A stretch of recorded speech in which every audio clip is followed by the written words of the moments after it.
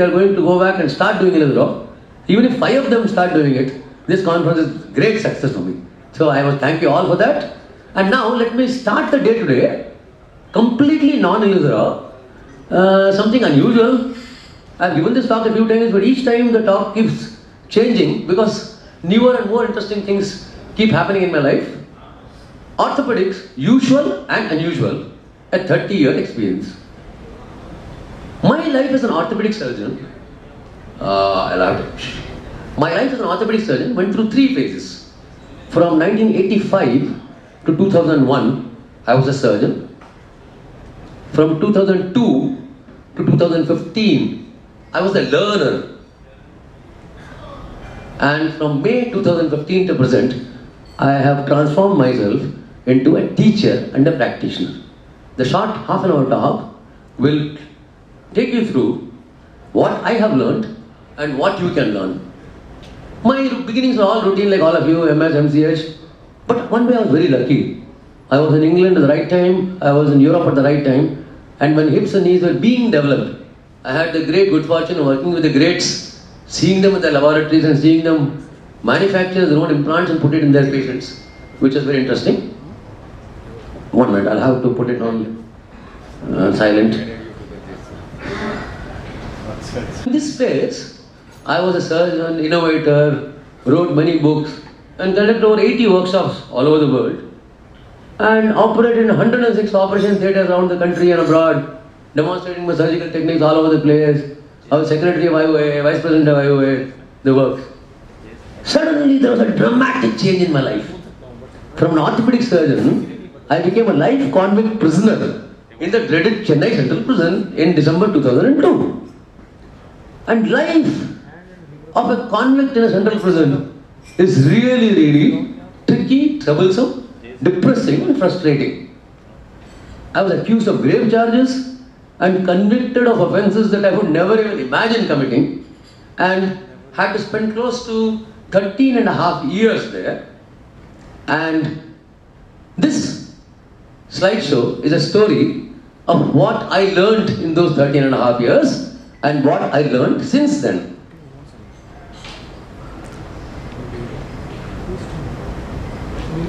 These are my experiences of practicing orthopedics in those times with limited or no facilities, treating desperate patients who had nowhere else to go. My experiences gathered from studying a few thousand individuals in a closed atmosphere with 100% follow-up to tell me if my methods worked or not. One thing, you are not allowed to take x-rays out of the prison, so I have no pictures to prove my story, but I maintained meticulous records. On the right side you see the back of a kitchen sheet on which I have made charcoal drawings of initial x-rays of the patients, and I would repeatedly draw other drawings as and when I got an x-ray to keep my records for my happiness. So various patients whose pencil sketches I had made, names, numbers and type of fractures and whatnot. I spent 4,831 days in prison and treated 11,248 patients. Roughly 3 patients per every day of my stay. And you can see on the right, conservative treatment, manipulation, suture, implant removal, intraarticular injections, local steroids, and referred to other centers. I referred very few cases because in prison you can't send the patients out. I did about 2,000 conservative treatments, manipulations under hematoma block, motivation, suturing, minor surgery. 2 or 3 implants I removed under local anesthesia. Intraarticular injections I gave a lot, steroids I gave. Only about 87 cases of 14,000 were referred to the hospital. Surgery inside prison is a very fascinating aspect. Suturing, abscess drainage, removal of thorns and foreign bodies, skeletal traction, implant removal. All these have to be done without no X-ray machine in the prison hospital, no POP bandage or traction items, no lignocaine and local anesthesia without special permission, absolutely no anesthetic drugs, no sedatives and tranquilizers, very limited suture material and no other facilities. So we are back to primitive nature, and uniqueness was when I was taken out of my cell to treat other prisoners, I was on the other side of the bars were prisoners in their cages. And when I was locked in my cell and the wardens and jail officials came to get treated in the evening or night, they would be on the other side of the bar and I would be on this side. So there will be always a bar between me and my patient. So doing blood sugar through prison bar is fairly easy. Taking a BP is a little tricky. Giving injections across the prison bar is both circus and yoga for doctor as well as the patient. Now imagine reducing a shoulder through the bars of a prison. Unfortunately, I don't have a video or photograph of how I did this, but it was a real fascinating experience. So much so that when the jailer's son tore his ear in the school, they took him to the plastic surgeon in Apollo Hospital, and as they gave him a quotation for 70,000 rupees for surgery of the ear, the school people got scared, got the ear bandage and sent the boy back to the prison campus. At night, 8 o'clock, the jailer comes to me saying that my boy has torn his ear. Fortunately, they had done a cataract camp in the jail, and they had 6-0 proline in the operation theatre. So using that, I sutured off the ear, and that came in the newspapers on the next day. I treated 89 shoulder dislocations, and in the process, rediscovered a forgotten method, or probably less described method, which is now very popular as a Prakash method. And this method says that there is no role of traction in shoulder dislocations because shoulder dislocations are pure rotation, lateral translation injuries. The method I am going to describe needs no assistant, needs no anesthesia or even analgesia, gives consistent reproducible results wherever tried, works in dislocations as old as 3 months, and is a simple and effective method. Very simple. You just keep the limb in position of abduction or adduction wherever it is, slow, sustained, gentle external rotation with a sitting patient and the scapula fixed to the back. This is held in external rotation for some time. Keeping the shoulder in maximum external rotation for 2 minutes to relax the muscles is the key to the success of this procedure. The patient is reassured constantly by engaging him in the conversation. Then you adduct the shoulder, internally rotate it to touch the hand to the opposite shoulder, and the shoulder joint reduces dramatically. There are no clicks, no clunks. The head glides in majestically. The dramatic smile on the patient's face is the only indication of success. You can see Pakistan, Bangladesh, Indonesia, Oman, all over the world, the method has been tried, and every single one has succeeded.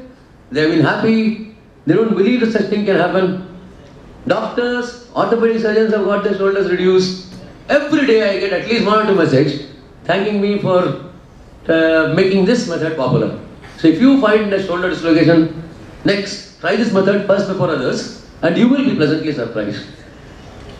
Other problems are treated: Colles and Smith fracture, fracture clavicle, fracture shaft of humerus, neck of humerus, intertrochanteric shaft of femur, calcaneum, metacarpal, metatarsal, and every single of these I treated conservatively. So now most of the things we operate outside, for 13 years I was treating them conservatively. So I have a good database to compare the results of conservative versus operative.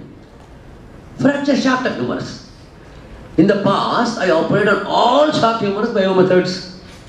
Surgery is not undertaken on prisoners unless it's a life-threatening condition. The burden of conservatively treating humeral fractures fell on me. At that time, I was making my drawing on anatomy atlas. Few observations I made. Fractures treated with elbow in flexion, malunited.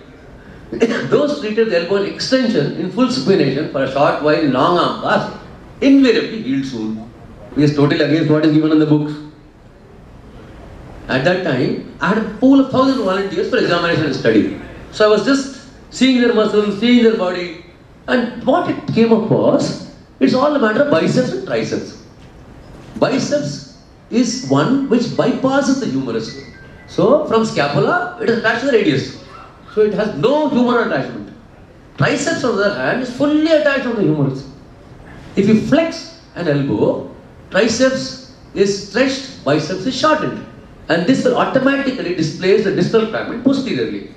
Hang the hand and the opposite happens. So, anytime you put an elbow in a sling in flexion, the humeral fracture has to displace. And the instant you let the elbow down, it automatically falls back. So in the 50 cases, I followed for 3 years or longer. Every single fracture united, elbow movements full in 6 months, full return to function on average of 2.5 months, and average time of clinical 9 weeks, and only one complication of acute radial nerve entrapment, post-fracture wrist drop, recovered fully in 6 months. So the question was, are we over-treating the shaft of humerus? Outside was operating every humerus, inside never operated anyone, and the results of where I didn't operate were slightly better than the operated results. So conservatively treated humeral shaft fracture never go into non-union if treated in an extension cast. Full return to function in 3 months. Lightweight axilla to metacarpal head, long cast in supination and full extension. Remove the cast when the patient is pain-free in 3 to 4 weeks and then begin elbow movements. Fracture unites in 8 weeks. You can see this. That's a displaced humeral fracture, and one gentleman on our group said he's in a U-slab and a sling, fracture is displaced, parents are unhappy, you want to put tens? I said no, put extension. And there it falls. And look at his startled message saying that how could it happen? You can see this again here. With a heavy cumbersome U-slab, how the fracture displaces. This was sent to me only 3-4 days back. And once I put in extension, automatically the humerus come in line. Now it's a myth that extension casting will make the elbow stiff. In about 20 normal volunteers, by bribing them 1 BD bundle a week, I immobilize their elbows in extension up to 8 weeks of POP, normal elbows. And even after 2 months in extension and plaster, the instant you remove the plaster, they get up to 90 degrees movement. And 48 hours, they get full movements. Which means an uninjured elbow joint, irrespective of whether it's immobilized in flexion or extension, does not become stiff. Only if there's an injury, contusion, hematoma, fracture, only then the elbow will become stiff.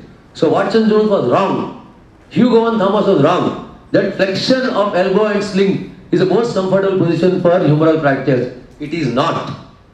How I am categorizing? There's no evidence with me. It's only a personal anecdotal experience. So all of us have to go together and collect the evidence and then put these new rules in the new orthopedic books saying that don't be afraid of splinting an arm in extension. Local Pahalwans, bone setters have always been traditionally following extension casting with fairly satisfactory results. So why should we put all humeral fractures in a sling? Think about it seriously. So see these, how soon they heal up. Extension cast, short cast, and the humerus heals off. 48 weeks. Next was a back study. A very interesting study. I had an opportunity to monitor and study a group of 67 patients with CT or MRI proven PID treated by various means. And I could study them for about 13 years with a mean follow-up of 10 years. Simple inclusion criteria: the patient should have an MRI proven single or more level prolapse with neurological deficit, SLR of 30-40 degrees or below, and who are convict prisoners who would be closely monitored and followed for 7 years or more. This is the only condition I have. You can see that the age group is fairly uniform from 20 to above 51. More younger patients are more. Naturally, all patients are male. But 19 of them had surgery for their disc before coming to the prison. About 14 of them had epidural injections, some outside and some given by me. And the other 34 received no treatment whatsoever. So all operative cases were operated by orthopedic or neurosurgeons outside the prison. 6 epidural injections I gave and 8 by other surgeons, and conservative group either refused treatment or have taken exercises and painkillers and whatnot. Now though this is a prospective study, it is neither double-blind nor controlled, because I obviously had no control over which patient fell into which group. All I could say was, yes, he was not operated, he won't be operated. So it's more of an observational study. But the final observations were surprising. We observed our visual rating, visual analog and osteostetic disability index, and if you look at that brown line, operative fared worse at 10 years. So no difference between epidural injection and anesthesia part, but surgery gave the worst results with permanent complication in 19% of the patients. So all operated discs do well for 1 or 2 years, but 5, 6, 7, 8, 9 years later all the troubles come back. Whereas untreated disc, even major disc prolapse with neurological deficit, automatically recovers and patient becomes normal in a few years. So moral of the story is never operate on any prolapsed disc. Even those with neurological deficit or bladder problems get well. I had an L5 one disc with urinary retention, foot drop. Took no treatment and today I run upstairs and I'm practically normal. Disc is like a toothpaste squeezed on your wash basin. On day 1 it's very big. On day 21 it just shrinks to nothingness. It's high in water and disc left on their own will shrink. There are no MRI tested studies to show if they actually shrink. But in literature, there are a lot of scientific papers which tell us that conservatively treated backs do as well or sometimes better than operated backs. Not one, two, but many studies. And so, I have redefined indication for disc surgery. When do you operate on a disc? Holiday for a surgeon and spouse, college admission for surgeon's son, new car or a holiday home, or possibly even a speedboat if you operate on every back. And that's when we have this balls over brains ratio, scrotocerebral index. While our testosterone urges us to rush into surgery, cerebral serotonin urges us caution. We must make our choices wisely.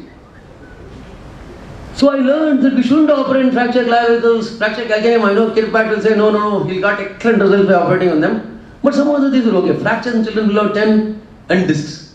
So except for a few exceptions, these cases should be well treated conservatively. Next, I had a large pool of subjects in a closed environment, enabling me to conduct numerous studies, anthropological and scientific. So I also performed physical and anthropometric measurements over 10,000 inmates and prison officials. One of those studies enabled me to understand knee sizes and plan the ideal dimension for a TKR implant for the Indian population spread, and also devise a new operation for medial compartment arthritis called proximal fibular osteotomy. So what are the problems I identified? One, varus serial scenario in Indian knees. Are our knees different? Is there a racial variation in the coronal deviation of the knee joint?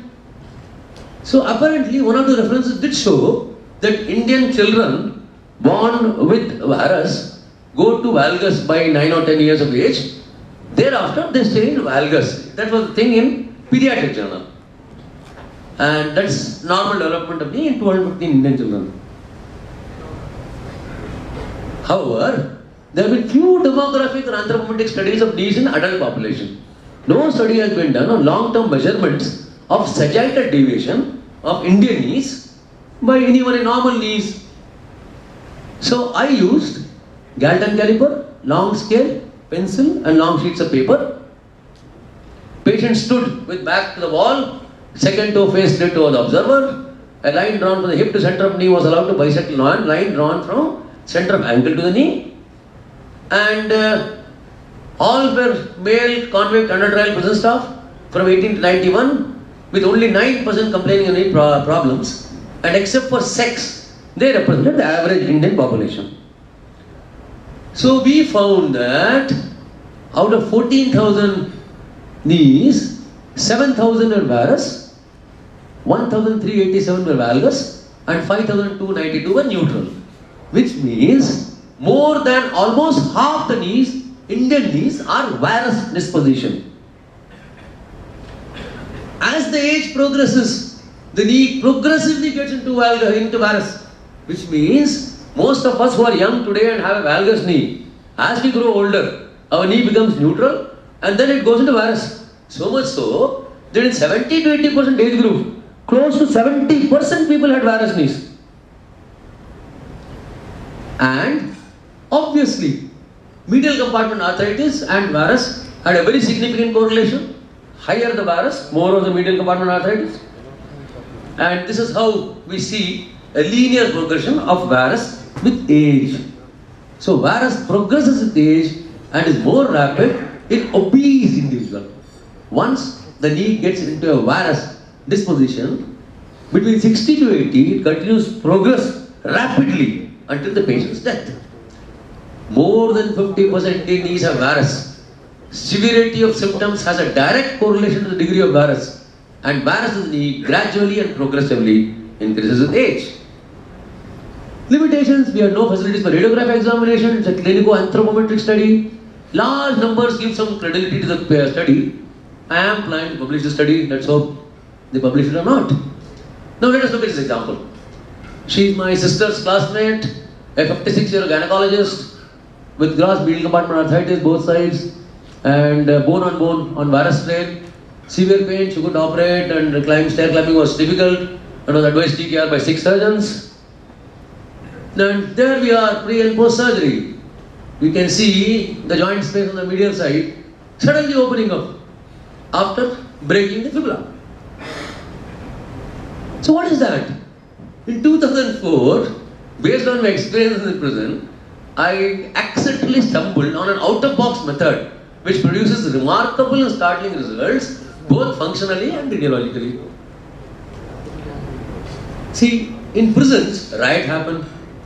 Now the police are given a lathi and asked to beat the prisoner below the knee. Because if you hit on the head or chest or some vital injuries happen, the policeman will be in trouble. So they try to hit and invariably the blow is on the neck or below of fibula. Patient tries to ward off the bone with his hand and ulna. So only 2 fractures used to happen with these beatings. Shaft of ulna undisplaced or shaft of fibula or neck of fibula. Now, every single inmate in prison has to come to me if he has an orthopedic problem. And most orthopedic problems, we have no facilities to treat them.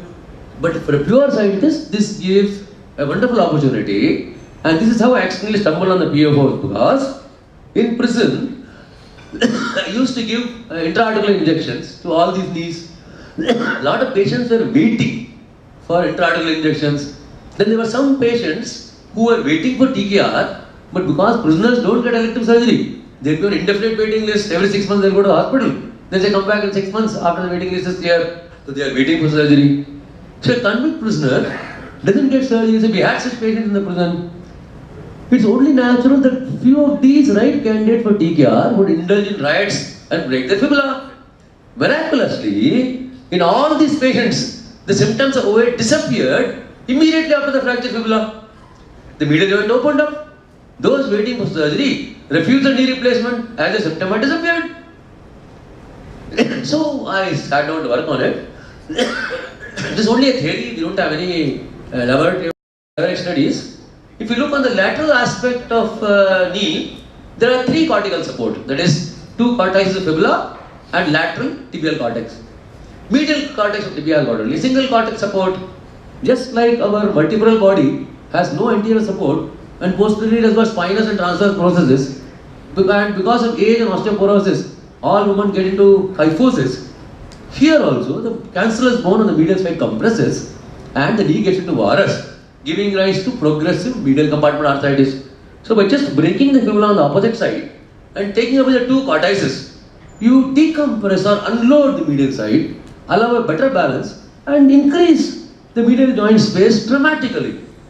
In the initial stages, I used a small X-fix to compress the fibula, but now I have realized it is not needed. Go 6-7 centimeters below the head of fibula and cut off a small piece, and it will be normal. I'll show you. This is the first patient. You can see pre-op, immediate post-op, and see the gap opened up. That's another patient. You can see how bad the knee is. The steps are simple, small, 2 centimeter incision. Now you do 8 centimeter below fibular head. 1.5 centimeter piece of fibula is excised. Patient walks and climbs till the same day. Can be well done as an outpatient procedure. Unilateral, I even do it under local infiltration of dialogate. Bilateral, we give a spinal. It's a day care procedure. Immediately after surgery, the patient is able to bend the knee and climb the stairs and bear full weight. It is effective in all patients, even those with minor patellofemoral OA. Patient remains pain-free for 3 years or longer. My first patient operated in 2004 is still happy and refuses knee replacement. Right now a multi-center trial is being conducted. About 18 theses are being studied on this osteotomy, and some research projects going on in Dubai, Iraq, Egypt, Pakistan and even Canada about PFO. So in time we'll get published results to prove that this something works. This is the first case followed up for 9 years. You can see how it was both medial compartments, and you see at the end of 9 years how both the medial compartments are opened up because of a proximal fibular osteotomy.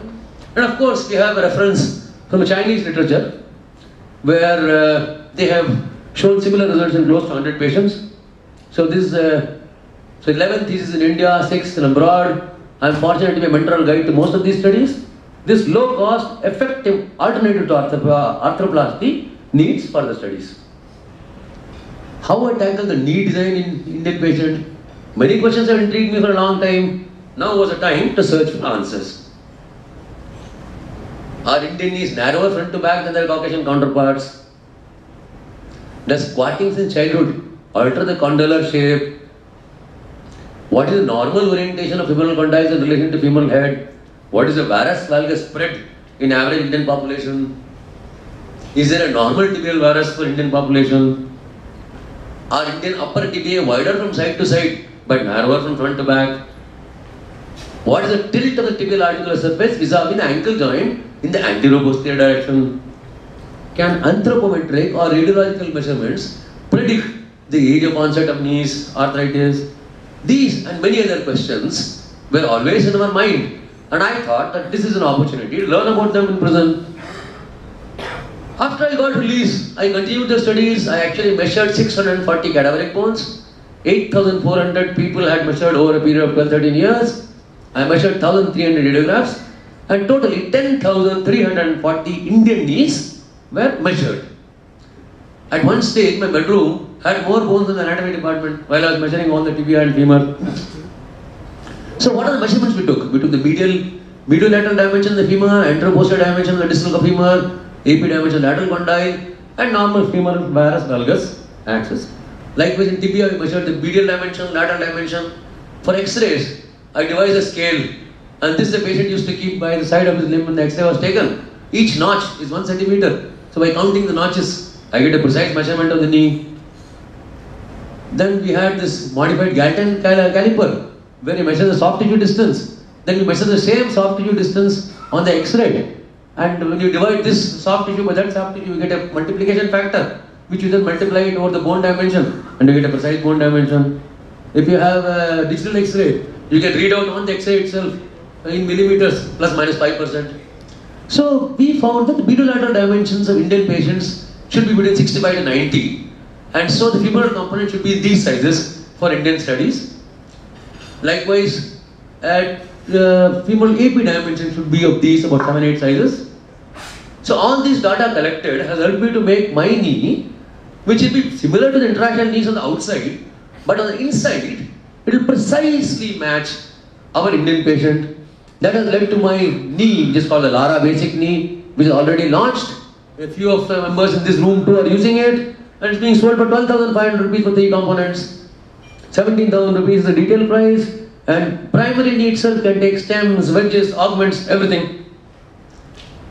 Then I learned the art of making hand prosthesis because there was an amputee in prison who was psychologically very depressed because he didn't have his hand, and there was no way they could get him in a rubber hand. I was learning sculpting, so I decided to make a hand for him it's a very simple process. We use simple plaster of Paris and take a mold. So you take a similar person shape size hand and make a plus and minus mold in POP, so that it's like a closed box with the shape of hand inside. And inside that, what you do is you pour silicone rubber. Once the rubber sets, you get a shape as you have seen in the workshop model. You paint it to the color you want, and you get an artificial hand. So that patient was very, very happy that we could make a hand for him in less than 5,000 rupees, which is realistic looking. And this actually helped me for all these workshop models. So the same technology, when a patient came with a deformity, I would take off molds of his hand or limb or clubfoot and then use silicone rubber and keep one piece. With that I conducted one workshop in Delhi, one workshop in Chennai. And so you saw yesterday, and today's deformity correction module will also use an exactly similar model. Then I had plenty of time in my hand. So I started writing. I wrote 106 books, 25 million handwritten words. Fiction, non-fiction, mythology, adventure, stories, legal thrillers, sensuous, detective novels. And you can see all these registers. I've got 400 such A4 registers with tightly written handwritten script of whatever I had written. And these are some of the books, which are none of them have been published. They are just mock-up copies have been made. and they are still in my library. But 6 of them have been published, Mahabharata and others, which are doing well. Then I was hit by the art bug. So I started doing watercolors. So on various papers, various things I would see from the newspapers, from the windows, prison scenes, prison kitchen or watchtower, myself, we would draw. And I became a reasonable artist, which again has helped me in doing illustrations for medical books. Then the selfie bug hit the world. I was in a small cell, even without electricity, but I too wanted to take my selfies. So how does one take one selfie in prison when you don't have a camera? I started doing watercolors of myself. I used to take old photographs and learn drawing my own face, and I would feel very happy. Ha, here I made my prison selfie. Actually, these are all tossed away. Very recently, I was cleaning up my attic. I found these, so I took up the photographs and added them to the slides. From watercolor, I progressed to acrylic colors. From acrylic colors, I progressed to oil painting. I didn't do any abstracts. I was doing realistics. I learned how to do expressions of the patients. On the top, the prison hospital, and those were the prisoners that day admitted to the hospital with various expressions on their faces. So using charcoal, I quickly sketched that as one evening sketch. Then I learned doing caricatures, Narendra Modi, Shah Rukh Khan and like. Then I started drawing from photographs. So small photographs, I would make big paintings which are now hanging on my wall in my house. Then I drew entire Ramayana in 4,000 watercolors. This is the first manga comic in Ramayana. It should be published soon. And that's in 4,000 watercolors. Then I did charcoals, I did oils. After that I was put in a sculpting book. The sculpting is 3-dimension, painting is 2-dimension. So I worked a lot of medium, marble, granite, plaster of Paris, bone cement, acrylic, fiberglass, bronze, metals. So those are the materials there, metal and everything. And that's the cast bronze sculpture. My sister here, Dr. Pamela, who is in the back, this is one sculpture I made out of marble, stone and epoxy resin. All this helped me in metallurgy, and that helped me to cast my knees after my release. I also did a lot of material research, latex rubber, silicone rubber. This you see is a masking fluid. What you do, you make a drawing in pencil, then put the masking fluid on that. After that, put all sorts of paintings, rub with the rubber, and that alone will come out glistening white. Very good for the artist. Then I devised a clay called Prague clay. It is self-hardening epoxy marble clay. By mixing 2 parts, it's a very doughy substance, and as it sets, it becomes solid. So these are all tiny sculptures, jewelry made with Prague clay, earrings and things like that. This is a hobbyist thing, which is still available in the market. Then I made some makeup parts, silicone artificial hands, horror masks, cinema makeup.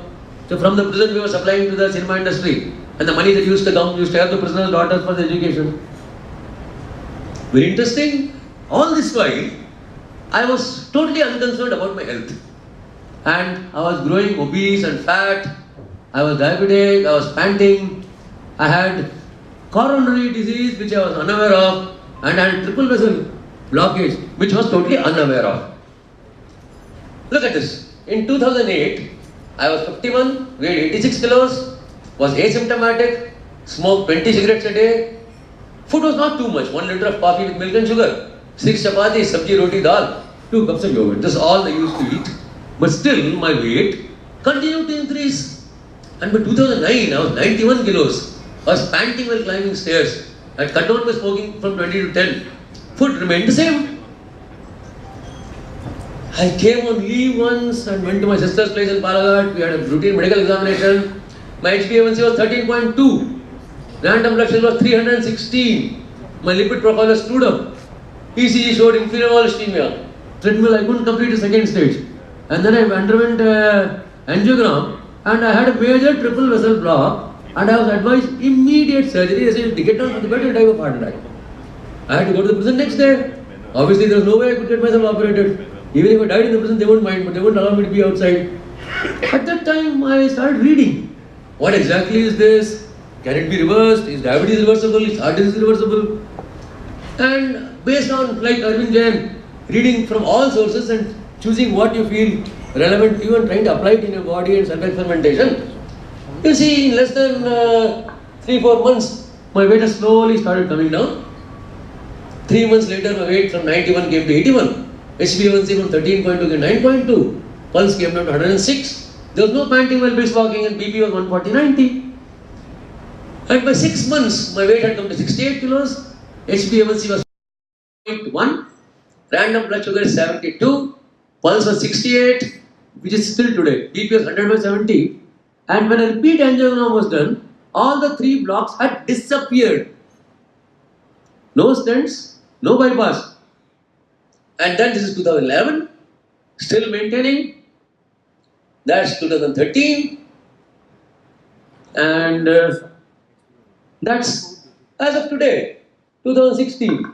I weigh 72 kilos, my HbA1c is 4.8, random sugar is 76, pulse is 70, BP is 110/70. I'm able to work 14 hours a day effortlessly. I'm not on any medication. I perform 15 surgeries a month. I do 3 hours of book reading per day, 2 hours of art, sculpting, everything.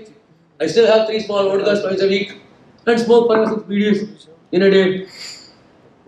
What is the diet? Morning breakfast, papaya, banana, seasonal breakfast. Coffee, tea, without sugar. Oilless grilled chicken salads. Apple at 4 p.m. Pear. Salads at night. So no rice, no wheat, no pulses, no sugar, no milk. So I haven't. Only when I come to these conferences, I go out once in a while, once in a month or 2.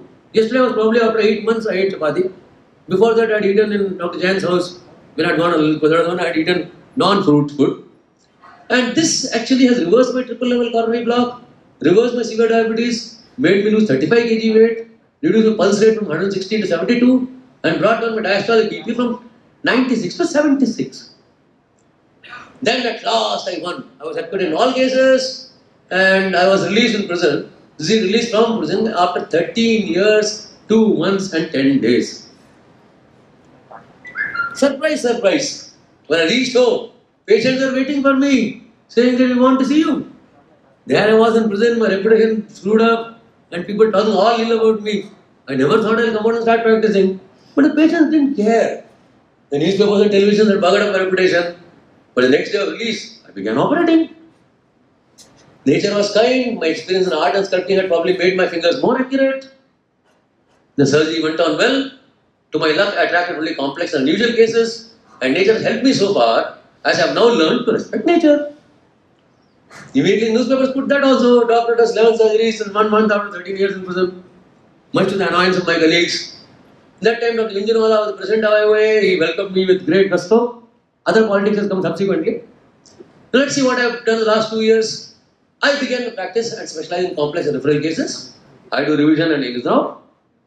I have designed ultralight rings since then, designed a total knee for the Indian patient, wrote 5 books and more are coming, got an ISO 9001-2008 from a private clinic, drew drawings for an orthopedic atlas of orthopedic exposures, which is available in the bookstall outside, which is doing well. My future plans are orthopedic teaching and education, workshops and conferences, instruments to make your life easy, world class Make in India needs below 20,000, cemented cementless is below 20,000, museum of orthopedic implants, streamlining orthopedic teaching in fellowships, social media teaching groups, multimedia, comic book and video atlases of orthopedics. That's all that gives me pleasure and that is the purpose of my life. And in culmination of that, the books came up, more books are coming up, this workshop and many more are in the offing. This is the type of instrumentation I made for my Larani. Those are the ultralight rings, polyaxial scopes, cement removal instruments, generic implants, deluxe systems, and pipeline, 3D printed implants and jigs. I've got a 3D printed home, silicone limb models, special chisels, low cost bone cement, bangle fixator. This is a knee which has become very popular now. These are my implant collection, entire range of hips and knees which I intend to make into an orthopedic implant museum. I think we have correct time, which brings us to the climax of my talk. Just last 3 important slides. What do we conclude from this? Number 1, it is not where you are that matters. What matters is what you do. They can take away your liberty. 1 minute, I have to go back. Hey. They can take away your liberty. Only you can take away your freedom. They can imprison your body. Only you can imprison your mind. A physician is never off duty. He is there 24/7, 365. A scientist finds research material even when he is in prison. Very important for all of us. Keep meticulous records. You don't know when it will be useful. Every surgeon should maintain a logbook, his private logbook, and should relook at it 1 year from now, 2 years from now, 5 years from now. Even now, I have a logbook of surgeries I operated in Gwalior during my MS days. The very first femur intramedullary laying I did, Hari Krishnan Lal. And I close my eyes and remember the patient because I have the notes, which I have kept them. So every surgeon must maintain his notes, even if not for publication, for his own personal pleasure. Keep smiling, no trouble lasts forever. The rainbow is out there. And whenever you come to Madras, you are welcome to visit me. This is my collection of pets.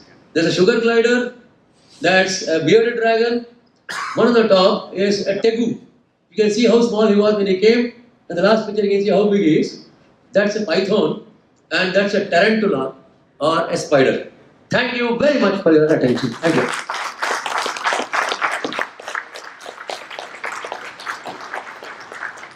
And now let's get back to Elizarov and yes.